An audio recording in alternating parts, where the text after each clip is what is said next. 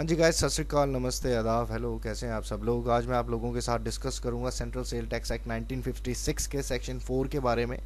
और इस सेक्शन 4 के थ्रू हम जानेंगे कब सेल और परचेज ऑफ गुड्स को माना जाएगा कि वो आउटसाइड द स्टेट हुई है। सबसे पहले हमें जानना पड़ेगा भी type of goods in case of sales. तो टाइप्स ऑफ गुड कौन से हैं अगर सेल हो रही है। तो देखिए यहाँ पर स्पेसिफिक गुड्स हैं। ये स्पेसिफिक गुड्स बायर द्वारा आइडेंटिफाई किए गए हैं और एग्री किया गया है at the time of contract of sale is made. ठीक है, आप जैसे मान लीजिए कोई बायर है, वो सेलर के पास जाता है, कहता है मेरे को सैमसंग के 32 इंच के सेट ऐसे चाहिए, बल्क में चाहिए 50, मेरे को सैमसंग 32 इंच टीवी चाहिए। उसने आइडेंटिफाई किया है कि भी 32 इंच ब्लैक, एग्री किया है at the time of contract of sale कि मेरे को इतने चाहिए, तो वो होगी स्पेसिफिक गुड। अनसर्टेन गुड्स आ जाते हैं, इसी का एग्जांपल लेके चलते हैं। इसमें क्या है, जो गुड्स हैं ये सिर्फ डिफाइन किए गए हैं ओनली बाय डिस्क्रिप्शन। भाई बायर गया है, कहता भाई साहब मेरे को सैमसंग के 32 इंच टीवी चाहिए। अब उसने सिर्फ बताया है कि भी ब्लैक और ये, पर वो आइडेंटिफाइड नहीं, अभी तक देखा नहीं उसने क्या वो सैमसंग के हैं। और इसके ऊपर एग्रीड हो गए eight the time of contract. This goods में भी एग्जिस्टिंग गुड्स और फ्यूचर गुड्स। ये एग्जिस्टिंग गुड्स हो सकते हैं या फिर फ्यूचर गुड्स होता है। एग्जिस्टिंग गुड हम ऐसे कह सकते हैं कि भी बंदे की मान लो गोडाउन में टीवी पड़ा है, तो कहता है कि भी आप 2 घंटे रुके हैं, मैं आपको ला दूंगा। फ्यूचर गुड्स हो गए कि भी मंगवा दूंगा। ये होते हैं अनसर्टेन गुड्स। अनसर्टेन का गुड्स का मतलब ये है कि भी डिफाइंड ओनली बाय डिस्क्रिप्शन। आपने बताया है सिर्फ कि मेरे को चाहिए, और वो कह रहा है कि बंदा हाँ मैं समझ गया हूँ, मेरे पास वहाँ पड़ा है सामान, मैं आपको दिखा दूंगा eight the time of contract. ठीक है। असर्टेन गुड्स कौन से होते हैं फिर? असर्टेन गुड्स वो गुड्स होते हैं जब अनअसर्टेन गुड्स को आइडेंटिफाई कर दिया गया है as per the sales agreement, तब वो असर्टेन गुड्स बन जाते हैं। भाई जो अनअसर्टेन चीज़ थी वो बोल रहा है कि भी उसने डिफाइन किया है थ्रू डिस्क्रिप्शन की मेरे को 32 इंच टीवी चाहिए सैमसंग का ब्लैक में। उसने देखा, उसने हाँ यही चाहिए था मेरे को, तो उसने उस हिसाब से वो बल्क में सेट उठा लिए। बाद में वही अनसर्टेन गुड असर्टेन गुड हो गए जब उसने आइडेंटिफाई कर लिया उन चीज़ों को एज पर सेल्स एग्रीमेंट, जो उनका एग्रीमेंट हुआ था। फिर when is sale within a state. अब हम जानते हैं कि भी sale within a state कैसे होगी। जो sale within a state हो रही है, इसका मतलब है कि भी वो आउटसाइड दी अदर स्टेट्स हो रही है। सिंपल सी बात है, दिल्ली में कोई सेल हुई है और उसके आसपास के जितने भी स्टेट्स और हैं, जैसे कि पंजाब, हरियाणा, आसपास चंडीगढ़, जो भी लगा लो, वहाँ पर आसपास जो भी इसके स्टेट्स हैं, वो अगर दिल्ली में सेल हुई है, विद इन अ स्टेट हुई है, तो वो आउटसाइड दी अदर स्टेट्स मानी जाएगी सेल। सिंपल थिंग है। अब मान लिए इन केस ऑफ स्पेसिफिक गुड और सर्टेन गुड्स, तो सेल तब लोकल मानी जाएगी, तब विद इन द स्टेट मानी जाएगी जब गुड्स जो हैं वो विद इन द स्टेट हैं at the time of contract of sale is made, जब वो कॉन्ट्रैक्ट ऑफ सेल मानी गई।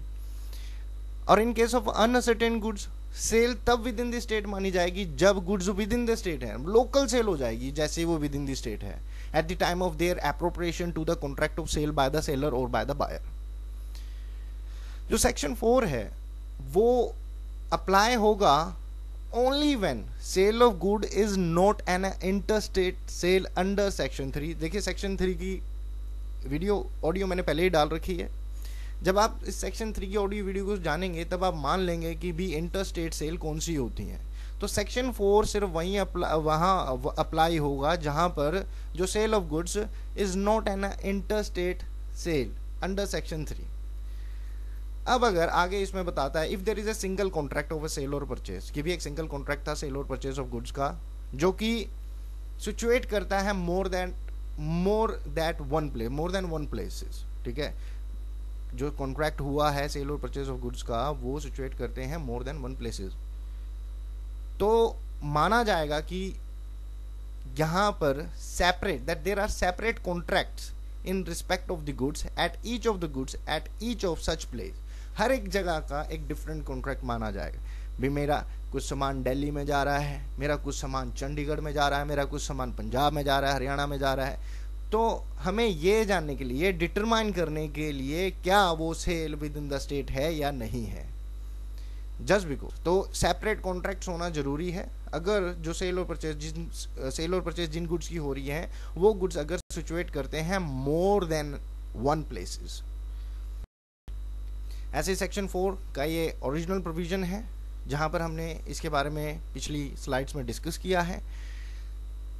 Subject to the provision contained in section 3 when a sale or purchase of good is determined in accordance with the subsection 2 to take place inside a state, कि भी कब जो sale or purchase of goods है वो inside a state होगी।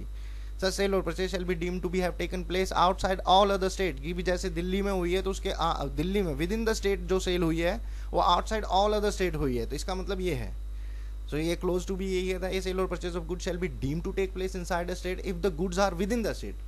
अगर वो goods within the state हैं तभी वो इनसाइड स्टेट माने जाएंगे। अब वो गुड्स स्पेसिफिक या फिर असर्टेन गुड हो सकते हैं, अनअसर्टेन या फिर फ्यूचर गुड हो सकते हैं। गुड्स जो कि यहाँ पर जो स्पेसिफिक और असर्टेन गुड्स हैं वो इंडिविजुअली रिकॉग्नाइज किए गए हैं और अप्रूव किए गए हैं at the time of selling contract, और जो अनअसर्टेन गुड्स हैं यहाँ पे गुड्स ये स्पेसिफिकली आइडेंटिफाइड नहीं है at the time of contract sale is made. Explanation में हमने वही बात करी कि भी अगर सिंगल कॉन्ट्रैक्ट है और जो गुड्स हैं अगर सिचुएट करता है मोर देन वन प्लेस तो माना जाएगा कि it shall be deemed to be a separate contract to know to determine कि भी क्या वो sale within a state हुई है या फिर आउटसाइड स्टेट हुई है। Thanks for watching and listening. Subscribe to the channel if you find it useful.